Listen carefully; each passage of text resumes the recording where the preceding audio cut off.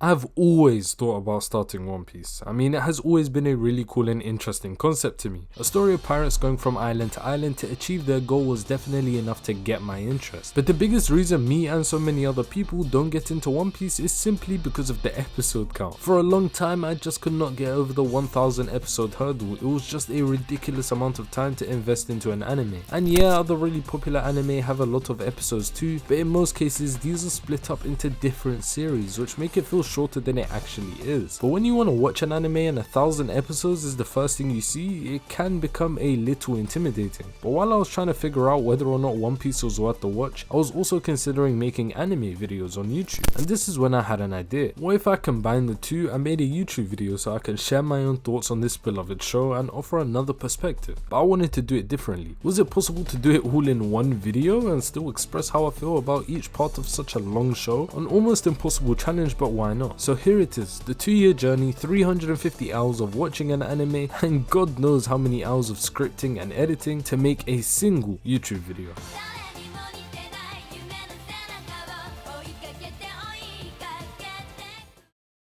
After watching the first part of One Piece, I can definitely say that this feels like an anime based around people's dreams and desire for adventure. Everyone has goals that they want to achieve, whether they're a villain, hero, or even a random side character. Everybody has huge aspirations in this show, and obviously the main character's one happens to be the hardest to achieve. His goal is to find a legendary treasure left behind by the great pirate king Gold Roger before he died, the One Piece. And so far in the story, it feels like Luffy has told literally everybody that will listen, and some people that won't listen, that he will be the pirate king. Unlike other anime though, this isn't the only way that the high value he places on people's dreams is shown. It's also shown in the way Luffy goes through huge lengths to protect other people's dreams, regardless of who they are or even what their dream is. This is shown early on when we meet Koby, a boy who's kidnapped and used as a chore boy by a pirate named Alvida. After Luffy appears on Alvida's ship and defeats her, Koby is finally free and he tells Luffy of his dream to become a Navy Admiral. You'd expect a person to be a little annoyed by the fact that the person they just saved dreams to become their sworn enemy, but instead Luffy happily tells Koby his own dream of being the pirate king, again showing how much he values dreams, no matter who you are or what your dream is. Not only does Luffy accept Koby's dream, he even goes as far as to motivate him to achieve it. This is what an introduction is supposed to be. We learn what Luffy values, how he fights, why he fights, his end goal, and a lot of his personality.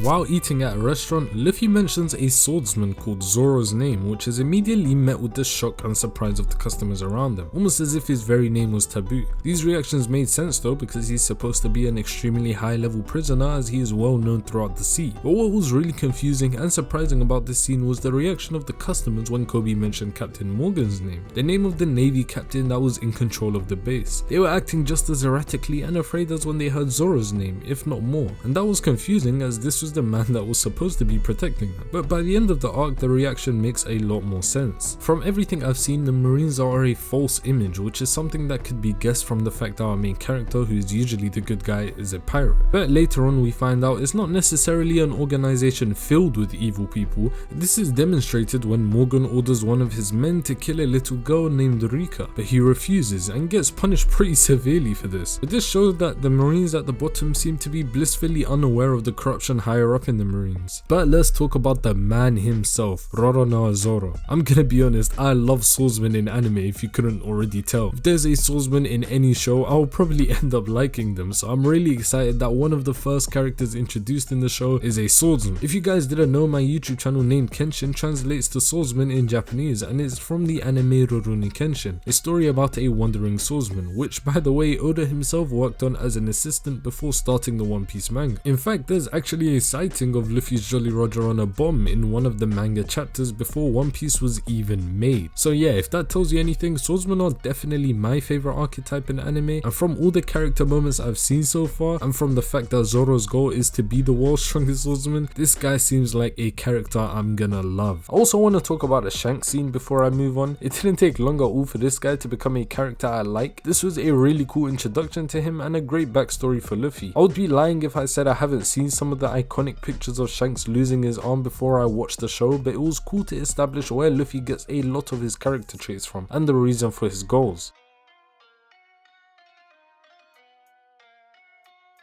A pretty cool scene in the beginning of this arc is when a group of henchmen attack Luffy. This is the first time we have seen Luffy truly angry, and it shows how much the Straw Hat means to him and is a nice callback to the original scene with Shanks. Also, this scene with the dead pet owner's dog, which is just sad. This ended up becoming a great character moment for Luffy though, as he saw out the person that destroyed the shop, and after defeating him and his lion, he brings back the food for the dog. This kind of reinforced the ideas that I have about Luffy already. If he sees something he believes is wrong, he will correct it with no hesitation. I really like the villain Buggy in this arc, and I'm not gonna lie, his devil fruit seems a bit too overpowered for a villain that was defeated kind of easily. Imagine if a swordsman like Zoro had that fruit, surely he would never lose a swords fight, right? After this arc, a guy called Usopp pretends that he's controlling thousands of men and tries to scare away the Straw Hats. It obviously fails considering Usopp's crew consists of him and 3 children, and the Straw Hats enter Syrup Village. You see, Usopp is a liar. He goes into the village every day and gives false warnings of attacking pirates, much to the disapproval of the peace-seeking villagers. Later on, we find out that Usopp's bedridden friend is due to be betrayed by her butler, a pirate who has been masquerading as her butler for 3 years in order to steal her fortune. However, nobody believes Usopp when he tries to warn them, including his own friend. This is pretty much a retelling of The Boy Who Cried Wolf. The following day, Kuro brings his pirates to attack the village, and his plan is finally set in motion. However, he is thwarted by Luffy. After witnessing the confidence of Luffy, Usopp's own confidence grows too, and he decides he wants to become a real pirate. No more messing around and playing with the village children. And as if it was scripted, this is the exact moment that Luffy invites Usopp to the crew. With an official new member, the new and improved Straw Hats leave Syrup Village. I really like Usopp. I think I've probably said this with most of the characters I've met so far, but for Usopp it's a completely different reason why. I like him because of how realistic he is. In reality, the world of One Piece is an insane one to live in, and so seeing a personality like Usopp is a bit refreshing. It brings us down to earth a little bit. It's almost like the embodiment of the audience if they were in One Piece. Yes, he is more fearful of things than other pirates, but that is because they are all ridiculously confident, not because Usopp is that much of a coward. Overall, I do think this arc was quite good, but the fighting did let me down a little bit. Luffy's just simply too strong for his opponents at this stage of the story, which does make sense. But when Kuro was being built up for so long, it kinda surprised me that he was defeated with relative ease. But I guess I should have expected it. It would just be too unrealistic to have Luffy be weak enough to struggle a lot against opponents like this, and also be able to defeat opponents that are far stronger down the line, unless there's an insane amount of training arcs. But anyway, Kaya, Usopp's friend, offers them her ship, the Going Merry, meaning we finally have an official ship of the Straw Hats, and the crew take it on their journey to the next island. I'm not gonna lie, I truly did not expect the end goal for such an important character to show itself this early on in such a long show. But looking back, this is the only outcome that made any sense, with the crew so easily destroying everyone they came across. It was really nice to finally see someone out of their league completely. It made the world of One Piece seem so much bigger, to both me and of course to Zoro. He is in utter disbelief the whole fight. He has been training his whole life non-stop, but he still doesn't even have a fraction of Mihawk's strength. However, Mihawk is still somehow impressed by his strength and courage, particularly when he refused to back away after being stabbed. He echoes Luffy's original words to Kobe, where he says that he would rather die than taste defeat. After losing, Zoro makes the vow to Luffy that he will never lose again in a very touching moment. I feel like this moment showed that Zoro truly accepts Luffy as his captain now. Before, it kind of felt like he was just going along with it, but now he has fully committed himself to being Luffy's crewmate. This whole sequence between Zoro and Mihawk has kind of already cemented this guy as my favorite character. We've barely started. But enough about Zoro, let's talk about the new introduction this arc, Sanji. I love the direction that Oda is taking with this character, very different from the rest of the crew. His fighting style is definitely the most interesting one yet, and it makes me wonder what inventive moves Oda can make for him with the inability to use his hands. Being a top tier chef and fighter with a dream on par with the other Straw Hats, he fits right in, and I can't wait to see more. I've liked literally every major character to be shown so far, so I guess that's not really a surprise. Finally, we move on to the big one, the big arc, the one that most people tell you about before you even watch the show. Other than Marineford, this is the name that I've personally heard the most. If you don't like One Piece after watching Arlong Park, then the show isn't for you. After Baratie, I'm already far too invested in the show for that statement to apply to me, but I couldn't count the amount of times I've heard it. So how did I find the litmus test of One Piece? Well, this may end up being a very boring video because no surprises here, I loved it. First of all, what a character Nami is. I've refrained from talking about her this far into the video, but wow, from From her betrayal at Baratie, to her backstory, to everything else in between, her character is probably the most complex at this point, and I love it. This scene in particular where she finally breaks was especially touching to me, and this just made the eventual beatdown of Arlong and the other fishmen so much more satisfying, knowing the psychological damage they caused this village. Also, can we speak about this walk for a second? But one of the best parts about this help me moment was that it was really emotional for us because we've seen her backstory, but Luffy literally fell asleep during that, so he didn't care, and that's the biggest thing about him. He does not care your reasoning or whatever else. If you're a friend, he will help you, and it's as simple as that. Enough said, amazing arc with practically no negative. Also, shout out to Usopp. I really didn't expect him to win his fight, to be honest, but well done. Before the next arc begins, we get a big Luffy bounty reveal. His first bounty, 30 million berry. Considering he beat Arlong, it seems like a fair amount, and we get some pretty cool reactions from Luffy's hometown, and more importantly, Mihawk delivers the news to Shanks, implying some sort of history between the two, which I hope we can dive deeper into later. Anyways though, this Loguetown arc was cool. It had some moments in here that I both loved and hated. You know what, let's just dive into it. The big thing that happened in Loguetown, Luffy almost being executed. This was a really cool moment with the casual "I'm dead" from Luffy. He truly thought those were gonna be his last words, yet he laughed. After he was saved by a seemingly random lightning bolt, I was a little bit annoyed. I just couldn't figure out how this was anything other than pure plot armor. But as Smoker is about to capture Luffy, a mysterious man named Dragon saves him and quite clearly uses the storm to aid his escape. My immediate thought was that this guy must be a person that can control the weather and the reason for this storm, and this person has some sort of reason to save Luffy too. He has some powerful allies and he doesn't even know it yet. Another mysterious character that I would love to know more about. The world of One Piece just keeps getting bigger. Overall, the story Star East Blue has been enjoyable compared to what I was expecting. You always hear the same thing when you want to get into One Piece. It takes too long to start getting good, it takes 200 episodes, so I was half expecting a really boring start to the anime. And while it did have some negatives, I will still consider it a good opening overall. But now, finally, it's time to face the sea that holds the One Piece, or so we think, the Grand Line.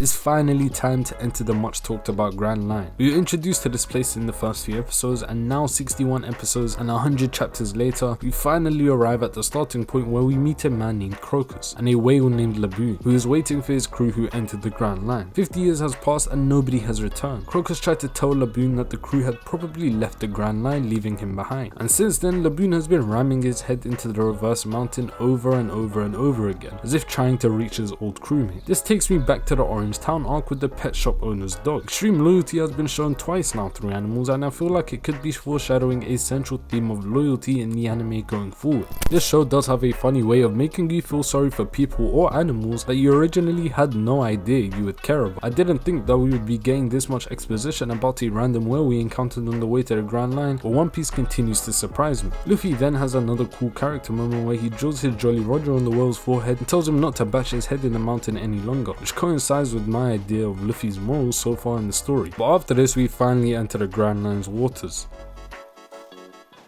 The abnormal climate is one of the first things to be mentioned in this arc, and I wonder what effect the weather is gonna have on the story in general. We've already seen something with Dragon earlier on, but there seems to be a lot of talk with log poses and magnetism, but that could just be because of how early we are in the story, which is a crazy thing for me to say 65 episodes into a show. But yeah, weather seems to be important so far in the show. The villagers try to trick the crew, but Zoro pretty much wipes them out, and we learn they all work for an organization called Baroque Works, with one of the 7 Warlords of the Sea, a man crocodile, as the head of it, who just so happens to be trying to take over a place called Arabasta, which happens to be where 2 of the agent, Vivi and Igaram, are from. I don't know exactly how strong this organization is, but Luffy and Zoro pretty effortlessly took out the 5th ranked members, so they seem pretty weak right now. Although like most anime, I'm sure the number 1 and 2 ranked guys are super strong. We also get our first death, as Igaram gets blown up while acting as a decoy for Vivi. This is a good sign in my opinion. I like it when a mangaka isn't afraid to kill off his characters when needed. This was important as well, as it raised the stakes a lot for this next part of the story, after I thought it kind of dropped the stakes by how easily Mr. 5 got defeated. Next we move on to the prehistoric island known as Little Garden, a place filled with dinosaurs, huge plants and even giants. This arc had some really cool parts to it, and we get a visual representation of what type of warrior Usopp wants to be when we see his clear connection with these giants, and we find some pretty cool devil fruit abilities. Am I the only one who thought being able to make a house anywhere anywhere you want is the most convenient ability ever. But yeah, this little saga is finally starting to move towards the end direction, with Sanji receiving a call from Crocodile himself, who thinks he is Mr. 3. He also is given an eternal pose to Arabasta from Crocodile's men. Also, Smoker is still so mad that Luffy escaped that he decided to chase him all the way out here and is headed to Arabasta to catch him. But what about Loguetown? Aren't hopeful pirates passing through there every day to get to the Grand Line and he just left? Like, there's probably hundreds of pirates there that are getting a pretty free pass into the Grand Line right now with no Smoker there, and you're doing all of this just to catch one guy that escaped? I don't know, man. I think he just needs to learn to accept his losses.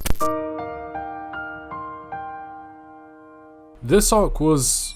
well, let's get into it. The first part I want to speak about is the backstories. I really like them, to put it simply. I think the Chopper Hirolook story was my favorite one. I really felt Chopper's pain when he went out looking for medicine and came back with the poisonous mushroom. That scene made me so happy and sad at the same time. I think they perfectly expressed how Dr. Hirolook felt in that moment. At first he sees a poisonous mushroom, then he realizes just how much Chopper would go through for him, and we see it too. It's just a really cool emotional arc in general, and I love Chopper already. Hirolook too is a ridiculously kind-hearted person. He got completely tricked earlier on and was genuinely happy. Basically, a while back, King Wapol got rid of every doctor on the island except for the top 20, and he reserved them for himself. But they couldn't find one doctor, and that was Hirolook. So they told Hirolook that someone was desperately sick at the castle and he needed to go. So knowing that it would definitely be a trap, he still went. What's even crazier is that when he actually went there and found King Wapol and his men pointing his guns at him, he fell down to his knees. Not in sadness at his impending death, but in happiness. He cried tears of joy because he thought someone was badly sick, and it turned out nobody was. And the speech he gave was just...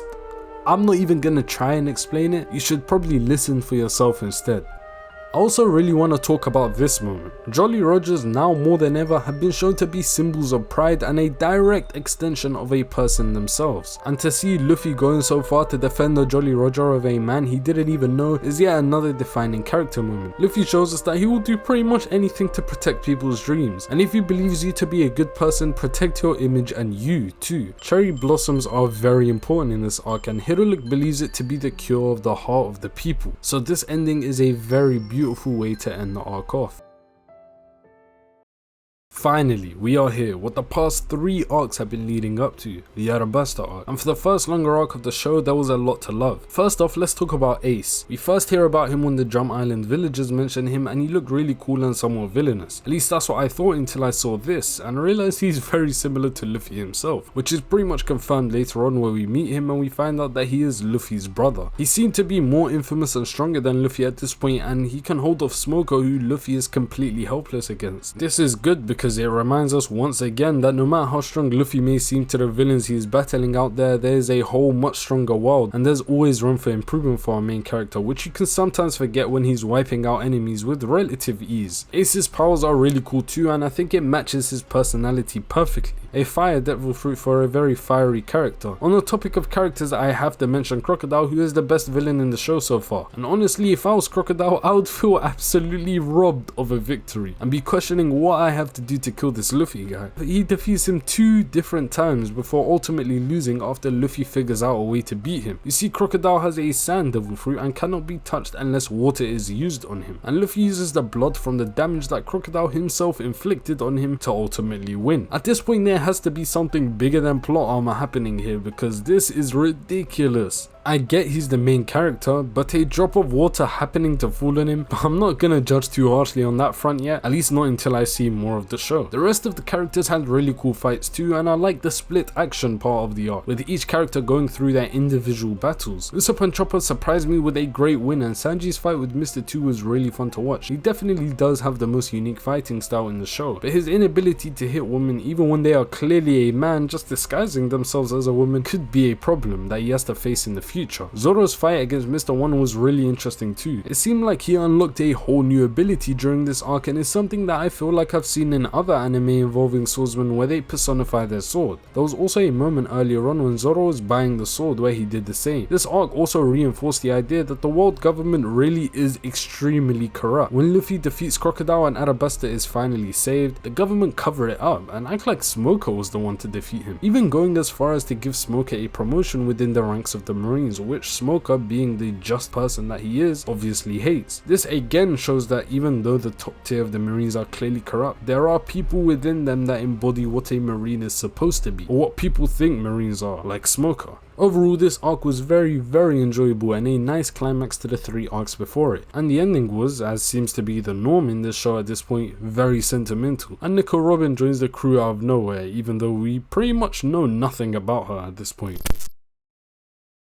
I've probably said this about 3 times now, but this is my favourite arc so far. I know that's probably a crazy take given how much more detailed and longer Arabasta was, but this arc just had everything I needed all packaged into 9 fun episodes. First of all, we actually met Blackbeard after hearing about him for the first time in Drum Island. I thought we would meet him way later as some sort of main villain like Crocodile or something, but no, we are just thrust straight into a pretty casual scene with him and Luffy arguing about food. And maybe I'm reading too far into it, but I feel like this argument has to be some sort of foreshadow. I can't imagine that they casually meet a character this important in such a seemingly random scene for no reason at all. Luffy and Blackbeard seem like they're complete opposite of each other, but that's really all I can get from the amount of screen time that Blackbeard has had so far. But there are 2 big scenes that I want to talk about, the first being the bar scene. This is a spitting image of the bar scene involving Shanks, where Luffy and Zoro decide not to fight back against Bellamy and the rest of the crew, mainly because they believe that causing too much chaos on this island could hurt their chances of going to the Sky Island, which at this point is some sort of dreamland. So they put their pride to the side and accepted a pretty brutal beating just so that they can maybe find a little bit of information pointing towards an island that might not even exist. And this perfectly embodies Luffy throughout the show so far. Dreams are everything to him. It also shows the extreme loyalty Zoro has to Luffy yet again. But maybe that's not the only reason. Maybe they don't even deem these guys as being worthy of being beaten up by them because they don't even have the capacity to dream. As we hear Bellamy saying that dreams are worthless before he attacks the duo. And based on everything we know about Luffy and dreams, to him, a man with no dreams is probably the saddest, most pitiful man there is. And Blackbeard again seems to echo this idea just after the scene. And this kind of explains what I'm saying. Clearly, Blackbeard is someone who, just like Luffy, has a crazy dream, but unlike Luffy, he will do anything to get there, as we've seen in Drum Island for example. The other big scene that I want to talk about is Luffy dismantling Bellamy. This was by far the most satisfying punch in the show so far. It was again clearly paralleling the Shanks scene from earlier. Luffy didn't touch Bellamy when he attacked and harmed him, but when he severely injured and robbed his newfound friend that gave him a route to Sky Island, he decided that he had to beat him up. Just like in the Shanks scene, when Luffy was hurt by the bandits, Shanks finally took action after not doing anything when he himself was hurt. I couldn't stop smiling throughout this scene, and the bounty reveal was timed to perfection as well. But yeah, after this, the Straw Hats leave Jaya and go on their way to Sky Island, and while all of this is happening, we meet Whitebeard, as Shanks sends a letter to him. Whitebeard rips the letter up and tells the Shanks crew member to tell Shanks to come himself if he wants to talk. A very big introduction of a character I am sure will be important to the story, as unhealthy as he looks. The Sky Island Skypiea, the land of dreams. It truly does exist, and in terms of purely writing and creativity, this arc was at the highest tier possible. After the Straw Hats are labelled criminals for failing to pay an entrance fee, they are taken to a place known as Upper Yard where a war ensues, which eventually ends in Luffy defeating our villain for the arc, Enies, by smashing him into a golden bell, ringing it and confirming to the people below in Jaya like Cricket that Noland was indeed not a lie this whole time, and the City of Gold really did exist. Yeah, you know what I said about Crocodile feeling robbed of a victory in Arabasta? Well, if I was Enies, I wouldn't be able to process what was going on, just like him. From his perspective, what are the chances that someone so much weaker than you happened to be made from the one thing that your lightning would have zero effect against? Luffy could have had any devil fruit in the world, but the one that he did have happened to be the one that fully neutralized Enies and his devil fruit. But as good as the writing was, the pacing was genuinely horrible. The worst of any arc so far. I had to read some chapters in the manga instead of watch because the anime was becoming unbearably slow at points, which was a shame because of how good the writing of the arc was. A great villain, a great story with Noland, the City of Gold and the Shandians, and a great idea with a Sky Island that was definitely spoiled a bit by horrible pacing. The ordeals from the priest did not need to be as long as they were, and oh my god, don't get me started on that damn snake. I never want to see a snake again after how much time Luffy spent in that damn thing. It was ridiculous. He gets stuck in, you think he'll be back out in an episode, it will be fine, but he doesn't. Eventually some other people get stuck in there and you start to think he will never escape, but then they finally manage to escape. Oh wait, everyone escaped but Luffy. I get it now after finishing the arc that nothing could have progressed in the way that it did with Luffy being available to fight, because you know, he literally can't be hurt by the guy that's supposed to be really intimidating, but wow was it annoying when I was watching it. But yeah, pacing aside, this arc was well written and very unique. Definitely something that will stick with me for a while, and I hope to see Enies return one day because his devil fruit is probably the strongest that I've seen yet, and he could probably do serious damage on Earth, although I can't know for sure considering how strong some of the characters we met have looked. Also, I want to talk a bit about Sanji before we move on, because I feel like I'm starting to learn more and more about his character. He acts alone in this arc, coming up with a really clutch moment when things look completely lost. We first see him act like this in Little Garden, and now here too, leading to a really cool character moment for him, showcasing his intelligence. I wonder if that's something that's gonna keep on going throughout the show. I'm not gonna lie, I don't want to spend too much time talking about this arc, as overall I felt like it was super dragged out and overall not something I was really interested in, but one moment from it that I really liked was this speech from Zoro, which I believe shows the respect he now has for Chopper, not just as a lovable pet but also as a pirate. But yeah, after an arc that I won't be going any further into, something pretty crazy happens and we run into Aokiji, an admiral of the Marines, and this is the first time that we have seen the Straw Hats truly defeated. This isn't like Crocodile or Eneru where we lose but we still have a chance and can go back and try again. This is utter defeat. They are completely outclassed. The level difference is huge, and even 200 episodes in, we still have yet another reminder of Luffy's relative weakness in this vast world. Aokiji seems like a decent person though, which is quite surprising given how high he is in the ranks of Marines, but this little encounter left me with a lot of questions, mainly about Robin and her past, as Aokiji made this whole trip just to check on what she was doing.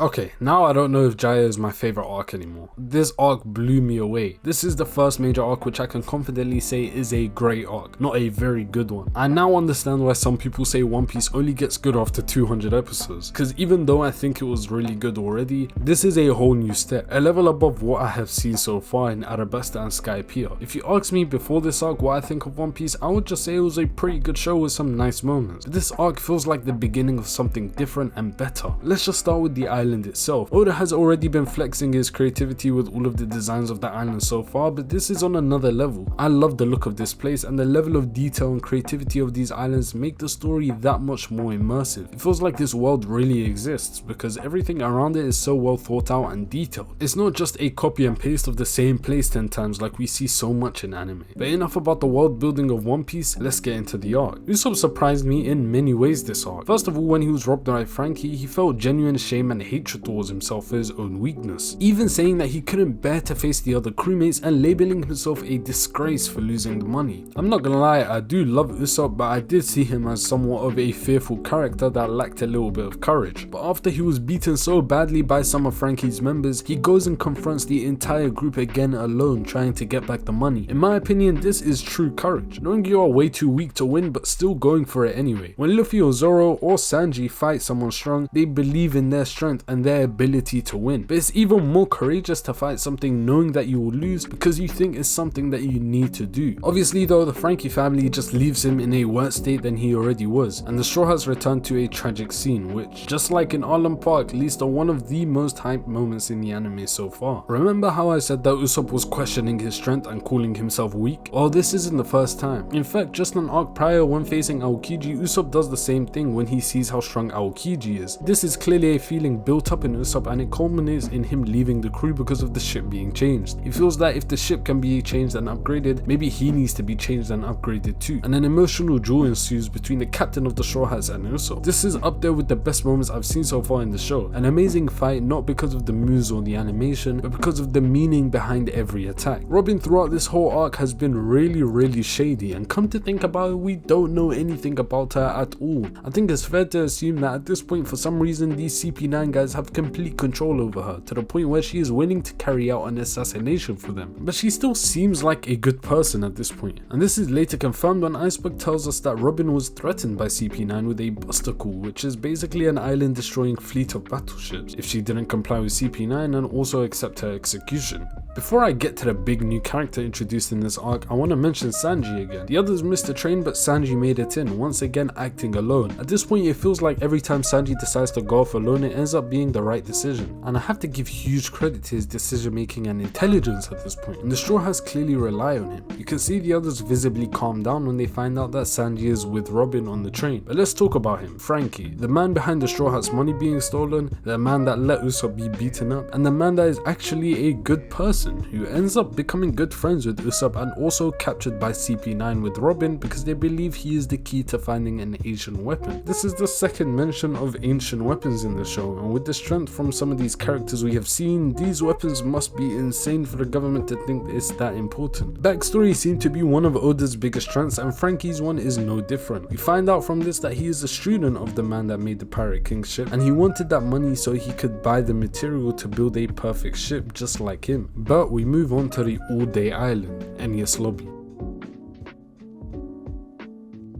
You know what I said about Oda's greatest strength arguably being his backstory writing? Yeah, it seems like I was right, because Robin's backstory is the best one yet, and I really like the way Robin's character in general was explored. We didn't get information before she joined like the others. Instead, Oda let something huge occur as a result of her past before even revealing that to us. Now when we find out what happened to her and Ohara, everything starts to make more sense. The insanely high bounty, the fact that she was with Crocodile in Arabasta, the reason she can read poneglyphs. All of those questions were answered in this backstory, and the biggest one being why she left the crew. Imagine losing your entire island from a weapon, literally everyone you know, and having to live life as a child on the run because of that. Then when you finally find a place to call home, the same people find you and threaten your friends with the same thing. I can only imagine the amount of trauma that would cause. So it's completely understandable that she would rather give up her life than go through that again and lose more important people to her in the Straw Hats. Ohara in general is a crazy story, and by far the most extreme case of government corruption in the story so far. The government destroyed the island of Ohara because they were venturing into topics the government didn't want them to look into, basically the Void Century. This arc amplifies all of Luffy's character traits by an insane amount. For Nico Robin, a person who was in the crew for just one arc, he literally declares war on the whole world government. It shows how far Luffy and all of the other Straw Hats will go for someone they consider to be a friend and a part of the team. Seeing this and being surprised by it, Robin finally admits that she does in fact have a will to live and doesn't want to die in the best moment of the show so far. We then get into the one-on-one section of the arc. Zoro defeats Kaku with the craziest move I've seen from him so far. I mean, this guy seems to have a new move for every opponent. Sanji also defeats Jabra with a cool new move where he uses friction to heat up his foot to a point where it's practically on fire, giving him way more destructive power. But remember what I said earlier about Sanji not being able to hurt a woman no matter how evil becoming an issue for him later on? Well, the issue has shown himself in a big way with Khalifa, where Sanji loses even though he is clearly way stronger than her due to the simple fact that he can't attack her. This time Nami came in and helped, but I wonder if it will have a bigger effect later on. Before I talk about the main fight, I want to quickly touch on Sogeking, who surprised me. I knew he was a good sniper, but he literally saved Robin before she entered the gates by sniping Spandam and his guards from so far away that they needed binoculars just to see him. And honestly, with this much skill, I can see Usopp or Sogeking having some huge moments in the rest of the show in situations the rest of the close to mid-range fighters in the crew are powerless in. But enough of Sogeking. Luffy vs Lucci I think overall is the best fight in the show to this point. I haven't spoken about Gear 2 yet, but it's really a nice ability that actually makes sense with Luffy's Devil Fruit, and it makes me start to question Luffy's intelligence. He's portrayed as such an idiot throughout most of the show, but it takes a lot of brain power to think of something like Gear 2. Maybe Luffy is smart when it comes to fighting specifically, which would make sense to be fair, as a rubber Devil Fruit is probably useless to an uncreative person, but we have seen the numerous ways that Luffy uses the property of rubber to make it one of the strongest Devil Fruits we have seen, and Gear 2 is another showcase of that creativity and battle IQ. This fight was amazing. The reasons for the fight and the words said during it was great. Luffy practically lost at one point and Usopp revealed himself and shouted encouragement to him, which made Luffy get up and win the fight, again driving home the point that Oda is clearly trying to convey. Luffy will do anything for his allies, and loyalty is a constant theme throughout the show. Even the ship itself, the Going Merry, is loyal to his crewmates and saves them in the most dire moment. And this might be the only show ever that can possibly make me feel sad watching a funeral of a ship. When they get back to Water 7, we find out that Garp, a Marine Vice Admiral, is Luffy's grandfather, and Dragon, the most wanted criminal in the world, is Luffy's father, which Luffy didn't even know, by the way. But yeah, there isn't much to say about these guys at this point, except for Garp seems ridiculously strong and also seems to be about as slow as Luffy. Frankie builds them a new new ship, and after a lot of convincing we finally get our new shipwright joining the ship. But there's one thing left before the crew can truly move on: Usopp. Earlier on we see the rest of the crew happy to tell Usopp to join the crew again, but Zoro refuses, quickly reminding everyone how huge of a deal it is for a pirate to leave his crew, and once again showcasing his values he has throughout the show. He tells the rest of the crew that he will only accept Usopp back if he apologizes, which he does, and the Straw Hats move on. Ace also finally meets Blackbeard, and a duel that apparently is a catalyst for a greater conflict ensues. We also find out in this arc what Yonko are through Garp, and two of them in Shanks and Whitebeard clash, as Shanks tells Whitebeard to call Ace back and Whitebeard disagrees. We also get some nice new bounties before moving on to Thriller Bark.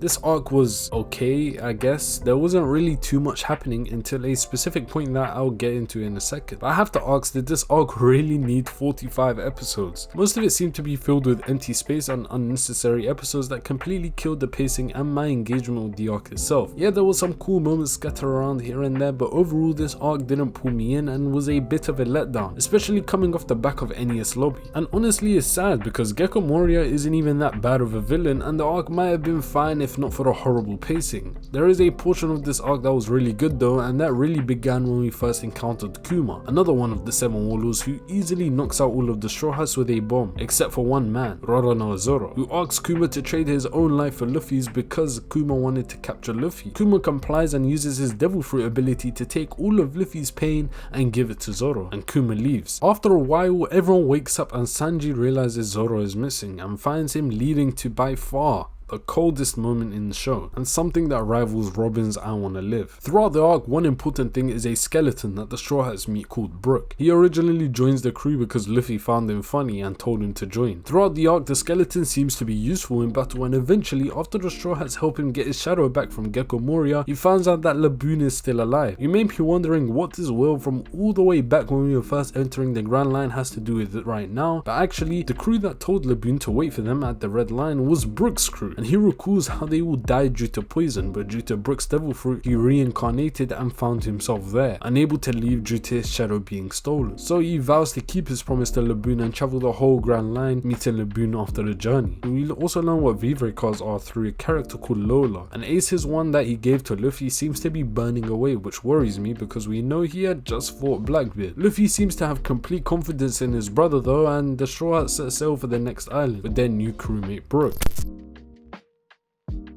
I'm sorry guys, I just don't see it. I just don't see how One Piece can get any better than this arc right here. Sabaody absolutely blew away my expectations, as it's not the most spoken about. I hear about Marineford, Enies Lobby and even Arlong Park way more than this one. And it's surprising because wow, what an arc it is. It completely subverted my expectations for this show, and at this point I was fully expecting every arc in One Piece to be poorly paced with extremely good moments throughout. But this arc just ignored that formula completely, and I can't even think of a single moment throughout the entire thing that I didn't thoroughly enjoy. The rookies, the Admiral showing up, Rayleigh being the coldest character ever, the introduction of the Celestial Dragons, all in 24 episodes. Almost don't even know where to start, but I guess I should start with the part before you get to Sabaody where we meet Hatchan. Yes, the same Hatchan from the Arlong arc who is involved in the tragic backstory of Nami and her village. Nami is understandably split between saving Hatchan and forgiving him, or continuing to hold a grudge against him, and due to her good nature she chooses the former. I feel like there's a reason that Oda decided to use Hatchan again here, but I guess I'll have to wait and find out. Before their adventures in Sabaody, Hatchan, who is acting as a guide, gives them a chilling warning to never oppose the Celestial Dragons, even if you see them kill. Yeah, I don't know how that's gonna work with people like Luffy, Zoro and Sanji, but I guess we'll see. Luffy almost attacks one after seeing him kill a pirate, but Hatchan stops him. This is our first look of nobles and they are insane. They can pick whoever they want to be their slave and the world government or marines cannot help you. In fact, these guys are the descendants of the ones that created the world government, so they decide how the marines act, and if you touch any of them, one of the 3 admirals are called, which seems like insanity. We even see a Celestial Dragon offended by doctors not bowing down to him while he's walking because they were carrying a man on the verge of death. Overall, completely despicable, horrible human beings, so it's a shame that there's no one around to punch one of them in the face. That would be the most satisfying thing ever.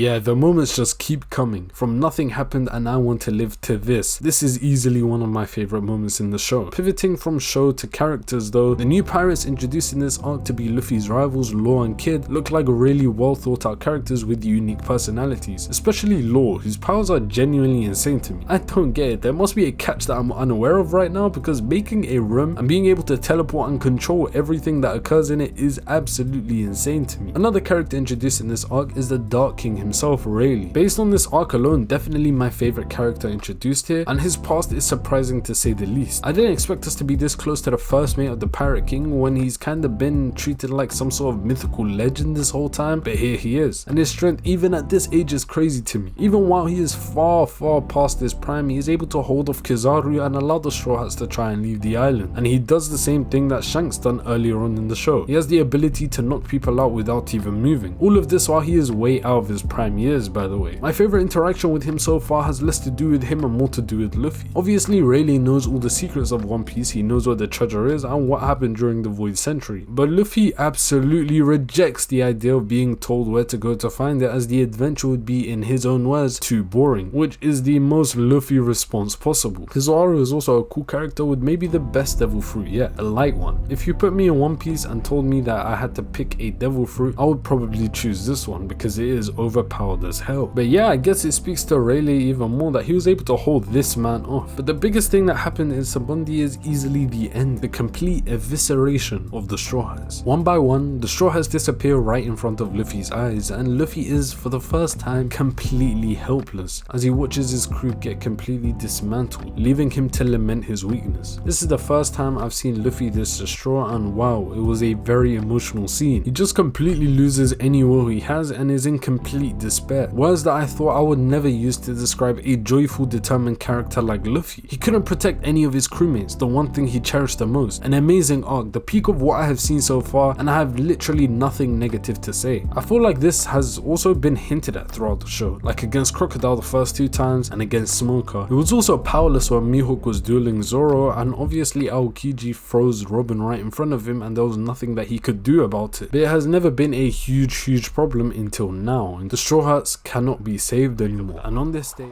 麦わらの一味は完全崩壊を喫した。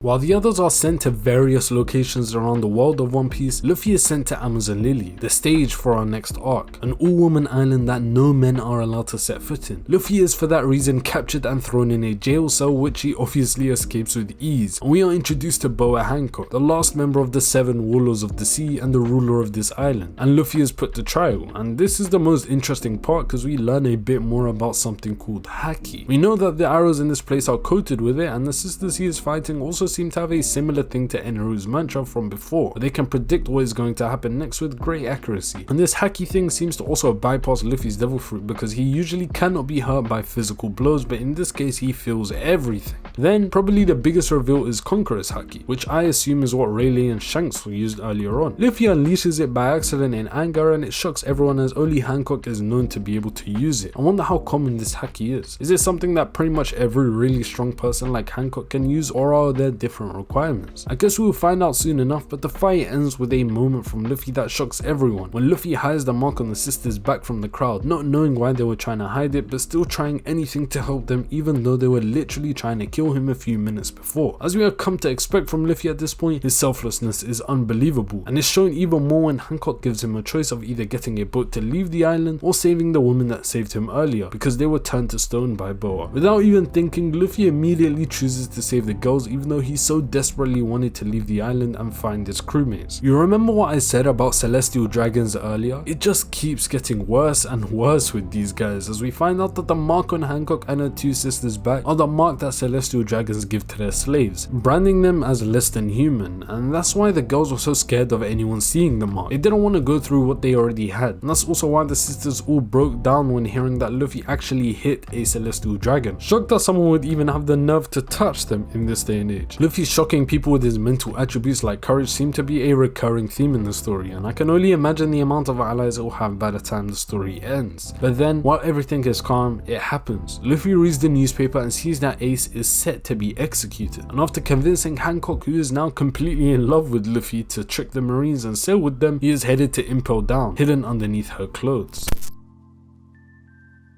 Next we go to Impel Down as Luffy attempts to save Ace himself in an arc that was pretty good but nothing crazy to me. We meet a whole bunch of old characters that were once enemies like Daz Bones, Crocodile, Buggy, and the GOAT of this arc, Bon Clay. We also meet Ivankov, a close friend of Dragon, and Jinbei, a warlord of the sea and a close friend of Ace. The majority of this arc was pretty much Luffy and friends trying to go lower and lower in Impel Down to eventually reach Ace, fighting guards and beasts along the way with the extremely powerful Magellan following them. Honestly, I think it took too long to get to the important parts of this arc, and most of it felt like it could have been condensed greatly. But anyway, this arc continues with the trend of Luffy losing to his opponents, as he is pretty much easily dispatched by Magellan with his overpowered poison devil fruit, and is left to die and thrown in a cell, and you wonder how he will be saved once again, but this time it's a bit different. Luffy is saved, but he has to undergo a treatment that will at minimum take 10 years off of his life, with an insanely low chance of working. But through sheer willpower, Luffy undergoes the treatment in an unbelievably small time because he wanted to save Ace so badly, although who was questioning Luffy's willpower at this point in the story? One of the most interesting parts about this arc was definitely Blackbeard and his entrance in general. Blackbeard is a really weird character in terms of fighting. Luffy manages to get a hit on him, but he seems so much stronger at the same time. It feels like he's a horrible fighter with just the best powers possible and horrible reflexes to go along with it, as not only did Luffy land a hit, but Magellan beats him easily. But maybe I'm wrong and Magellan is just that guy, which would mean that he's crazy strong. I mean, in this arc alone he beat Blackbeard, Luffy and Ivankov at least one time each. Maybe they could even use his power in Marineford, especially considering the important prisoners pretty much all escaped after Impel Down. But even though he may be one of the strongest people in this arc, he definitely wasn't the MVP of the arc. That award goes solely to Bon Clay. What a guy. I thought his story in One Piece was pretty much ended after the whole Baroque work saga, but what a huge impact he had. A huge sacrifice that completely changed the way I look at him as a character. Overall, this arc was pretty good and it built up some good anticipation for the big arc on the horizon.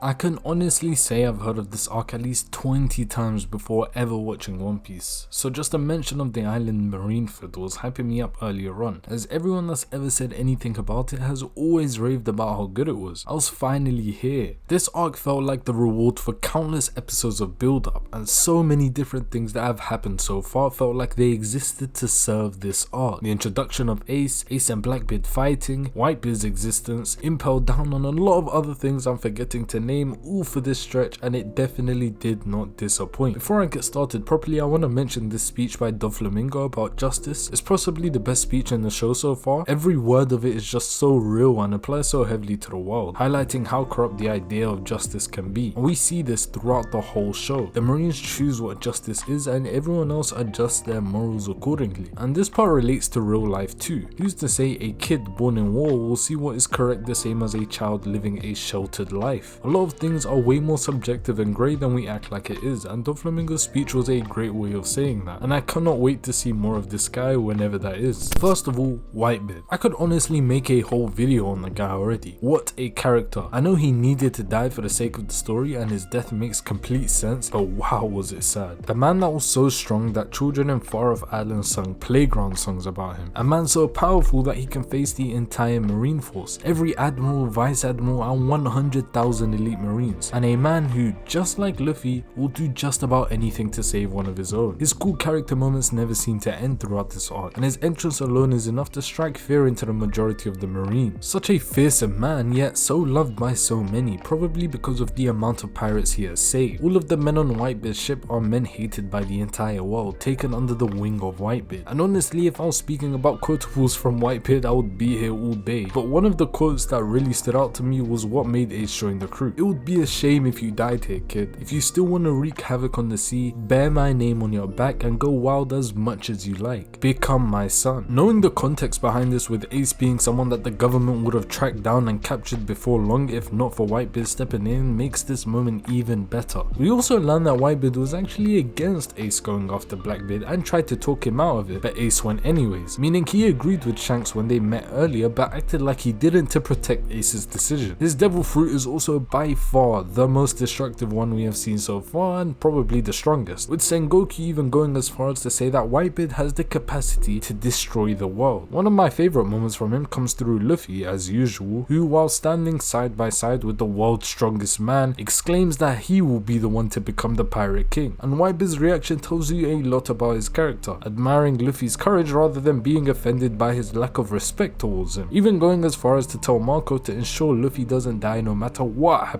later on. But my favourite Whitebeard moment in this arc probably came when his own subordinate and someone he considered his son, Scored, stabbed him through the chest in an extremely unexpected betrayal. Now, what would you expect one of the world's most fearsome men to do if their underling betrayed them? Everybody expects Scored to receive a horrible punishment for his offense, but no. Instead, Whitebeard hugs him, expressing that he still loves his son even if he is a fool, leaving Scored in tears. Even later on in the arc, when he is at death's door, he cares only about one thing: his people, asking Ace one final question before accepting his fate, believing he has saved Ace. The thing about Ace though is that he has an inability to back down from what he believes is wrong, no matter the circumstances. So when Akainu speaks badly about Whitebeard, Ace can't just ignore it and escape, making the insane decision to turn around and attempt to fight, leading to his eventual death in his brother's arms, with Luffy succumbing to pure shock, unable to move. What a moment. A death in the series for the first time, and what an impactful death it was. I found out after this that people thought of Ace as a fool for this moment, but honestly, even though it would have been better for him to run, I can see why in this situation, with his own father dying for him, he could not accept someone bad mouthing the man he respects the most and run away. He's not someone who has the ability to run away from something that he thinks is wrong, and he can at least say he died without any regrets, with a smile on his face, for a guy that was hated everywhere he went for being the son of the Pirate King. His will to live only came because he met Luffy anyway, and because he wanted to answer the question of whether or not he should have been born, a question that was clearly answered by the amount of people that turned up to rescue him in Marineford. And with that, the story of Ace closed, and I can honestly say I loved every single second of it. What a character, killed by a Kainu who almost perfectly embodies the corrupt justice that the Marines serve, that I've been speaking about throughout this entire video and that has been hinted throughout the entire show. Akainu is clearly evil, doing everything in his power to get the result he wants, which is a stark contrast to Aokiji, who clearly has some sense of justice and wants to do what he thinks is right, with Kozaru being directly in the middle, not really caring about anything. The perfect opposing trio, and I wonder how they've managed to stay together for so long, especially Aokiji and Akainu when their views are clearly so different from each other. But Akainu's evil make him the perfect villain for the Straw Hats later on, someone easy to root against. But imagine how Whitebeard feels now. He done all this to protect Ace and Ace still died, and after everything his rage is on full display as he utterly destroys Akainu and a lot of Marineford. But it doesn't end there, because the true pirate appears before us, Blackbeard. I call him a true pirate because he is the most pirate-like person out of anyone. He doesn't seem to care about pride, respect, or any sort of moral code, and only does things if it will help him. His weird inability to fight is shown yet again as Whitebeard destroys him before Blackbeard's crew help out, shooting him so much that they run out of bullets. But still, Whitebeard stands, giving us one of the best character moments yet in the form of this amazing speech before finally succumbing to death while still standing, and his coat falls off, revealing his clean back, with 0 scars coming from retreating. After seeing this, Ace's decision begins to make even more sense. Whitebeard never retreated once during his time as a pirate, and he probably at some points faced people that were much stronger than him, so it only makes sense for the person that adores him to act the same way. If he had won the fight, he would have been hailed as a courageous character, so I don't think it's fair to put too much blame on Ace for dying. Back to Blackbeard though, after Whitebeard's death, he somehow manages to extract his devil fruit from him, showcasing the tremor fruit in one hand and the darkness fruit in the other, shocking everyone including me. But Akainu still cares more about trying to kill Luffy, and an enraged Kobe shouts that the Marines have achieved their goal and the fighting and continued dying of Marines is unnecessary now. But Akainu again displays his twisted sense of justice, preparing to kill Kobe before Shanks appears out of nowhere to stop him. Throughout this whole arc, other than maybe when Ace was freed, I don't remember being this excited. I truly wasn't expecting this. The most mysterious character in One Piece who you barely see has finally made a move, and it just so happens to be the coldest move yet, ending an entire war simply by threatening everyone, who after dealing with Whitebeard for so long are not prepared to face yet another Yonko. And with that, Marineford ends in what is definitely a huge loss for pirates in general, and especially Luffy, with the news of Ace and Whitebeard's death sent around the entire world. And after experiencing the arc, I fully understand the hype, and maybe I was a bit too harsh on Oda not killing off characters before this, because the first two deaths of the anime are some of the most impactful deaths possible. Overall, an unbelievable arc that had me watching episode after episode without taking any breaks. I get why this is the peak of One Piece for a lot of people, and it makes me really excited for the future arcs in this series.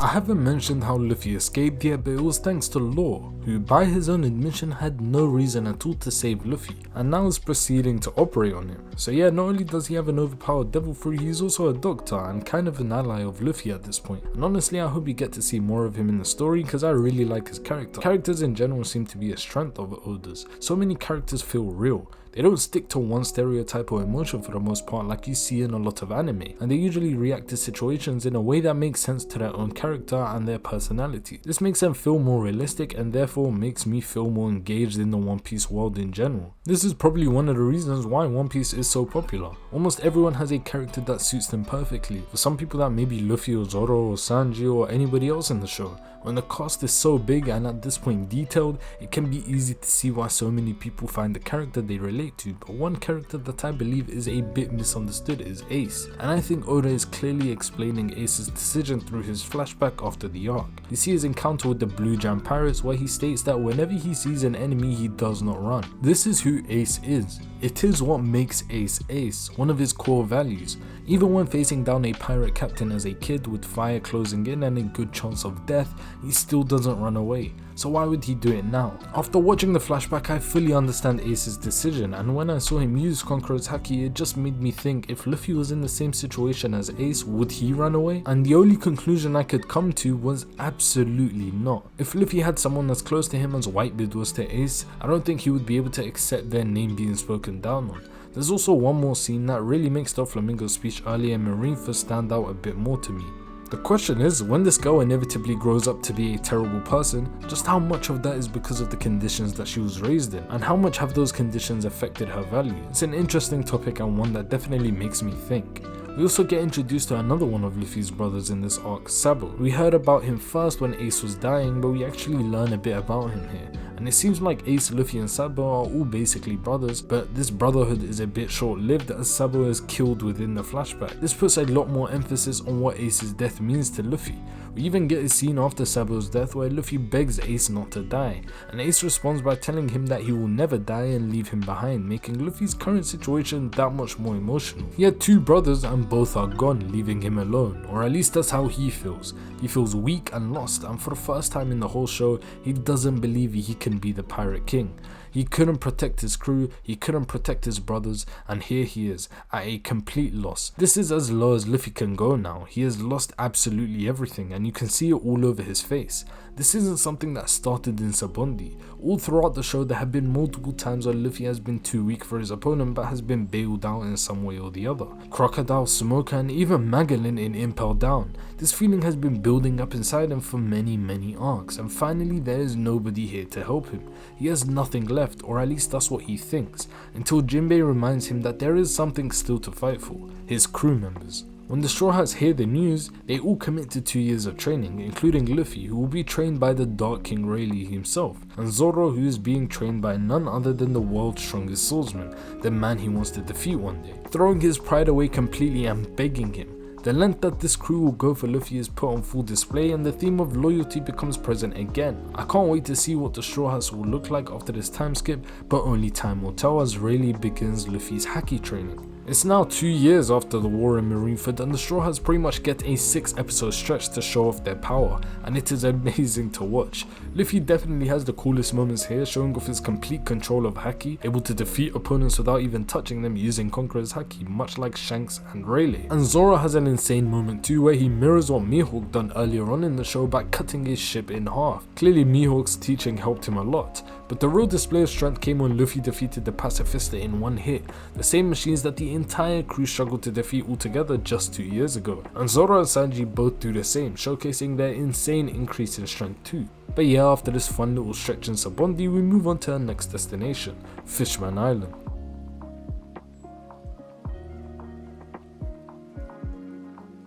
This arc was interesting, to say the least. First of all, as the Straw Hats are on their way to Fishman Island, Frankie actually reveals that Kuma himself protected the ship, and in fact he sent the Straw Hats flying to help them escape Sabaody and the Admiral Kizaru, challenging the idea that he was a bad person based off what we have seen so far in both Thriller Bark and Sabaody. And all we really know about him so far is that he was a revolutionary who for some reason is allowing his body to be used as a test subject by the world government, which seems completely contradictory.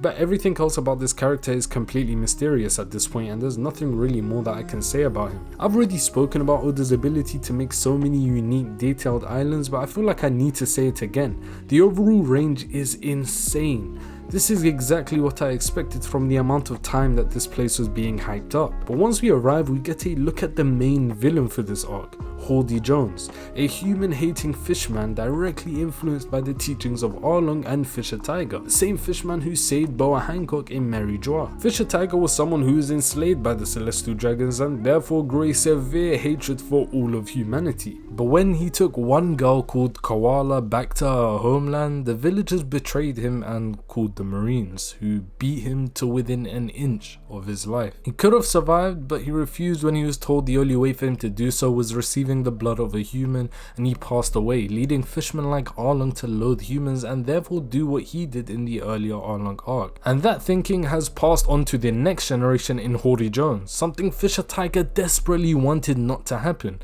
Fisher Tiger is a tragic character, someone who couldn't get over the trauma of enslavement and couldn't accept the human race, even when he knew it was the right thing to do. Every time he tried to trust a human, they repaid him with horrible acts, so I understand exactly why it was hard for him to accept them. However, he still knew that fishermen had to accept humanity for the sake of their own future, and so he wanted one final thing on his deathbed, for the hatred against humanity to end with their generation. And now when we see the damage that Arlong and Hody Jones have caused, we can see why he wanted that so badly. The next important character that shaped Fishman Island to what we see today is the former Queen Otihime, a woman who constantly done everything she could to try and improve human-fisherman relations. But when Hody Jones assassinated her and framed a human, the fishermen on the island were enraged, and it felt like the relationship between the two races would never be able to improve. The extent that Hody Jones hates humans was shown pretty well here. He killed his own queen just to break the forming bond between fishermen and humans. And again, all of this would have been avoided if Fisher Tiger's last wish was actually honoured. And Hody Jones' extreme acts don't end there, because in the present day, he takes his own king hostage and tries to take control of Fishman Island before him and his men are defeated by the Straw Hats. A sad end to a character born out of hatred towards humankind, and that's why I believe the deeper meanings in this arc are probably the best in the entire show so far. Yes, the execution side could have used some work, but the arc itself is a very interesting take on racism and real world issues. And the arc once again, as per usual, ends beautifully. Luffy sustains serious damage against Hody Jones and ironically needs a blood transfusion. But as we know, even the best of fishermen like Fisher Tiger can't bear to share blood with their hated human race, so it can be seen as a huge step forward in both Otihime and Fisher Tiger's goal when Jinbei steps up and shares his blood with Luffy. Yes, this was just a blood transfusion, but it meant so much more, and I think the scene was amazing. They shared blood in front of all the fishermen onlookers, showing that not all humans are bad. Luffy, a human, saving Fishman Island was also a huge step forward for the fishermen who until this point had nothing but negative feedback whenever they they took a chance and trusted humans. Shirahoshi is also received to be an ancient weapon called Poseidon, someone who has the ability to control Sea Kings, which I really did not expect. I had no idea that people could be ancient weapons themselves, but that does add a nice twist as there are still a few ancient weapons left. The end part also got me really excited for the next few arcs too. I mean, Luffy literally declared war on Big Mom, one of the 4 Yonko, to protect Fishman Island. Again, Oda is constantly engraving into our heads that once Luffy decides that someone or something is good, he will literally put his life on the line to protect it. And after saying the iconic line,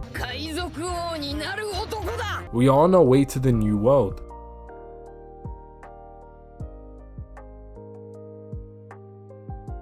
The first thing that you notice on Punk Hazard is the half ice, half fire design of the island, which we find out happened because this was the place that Aokiji and Akainu fought for the title of Fleet Admiral, a fight that Akainu narrowly won after 10 days, and a fight that I really wish we could have seen, but who knows, maybe we'll see it in the future in a flashback or something like that. Smoker also comes back in this arc to once again try and catch Luffy. At this point he just needs to give up and realize that this is the main character. You had your chances before the time skip, but with Luffy's strength now there's no way that Smoker is catching him. And one of my newfound favourite characters, Law, makes sure of it by completely destroying him in a fight, confirming my earlier thoughts of Sabaody that his devil fruit is ridiculously strong. We get constant displays of its strength throughout the arc, and honestly this is one of the best shows of strength so far in the story. After Ace died, I was kinda worried that there would be no real equal to Luffy in the same generation, so I'm really happy that Law is shown to clearly be on Luffy's level in terms of power, and he becomes even more equal to him when they team up to take on a Yonko, who I originally thought had to be between Big Mom and Shanks, with Big Mom being the easy answer based on what had happened at Fishman Island. But with a huge curveball, we find out that the Yonko we are targeting is actually Kaido, a man we know very little about other than the fact that he was stopped by Shanks before Marineford, but I cannot wait to find more about him. There was some other stuff going on with babies and stuff, but I'm not gonna lie, I wasn't really invested in that part of the story, and how damn long did Kinemon have to stay separated for? Like, we get it, Law's ability is cool and all, but I do not want to spend any more time looking at those legs running around for no reason. Virgo was a really cool intimidating villain too, and it made Law's feats in this arc even cooler. Luffy also seemingly outplays Doflamingo, showing his intellect,